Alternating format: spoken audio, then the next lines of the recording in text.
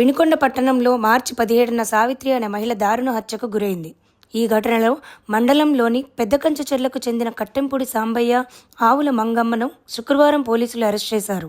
సావిత్రిని ఒంటరిగా ఇంట్లో ఉన్న సమయంలో ఇంట్లోకి సాంబయ్య, మంగమ్మ ప్రవేశించి కొంగు మెడకు చుట్టి హత్య చేసి ఆమె బంగారు ఆభరణాలను అపహరించారని నర్సరావుపేట డీఎస్పీ నాగేశ్వరరావు తెలిపారు. ఈ క్రమంలో సీఐ శోభన్ బాబును, సిబ్బందిని ఆయన అభినందించారు.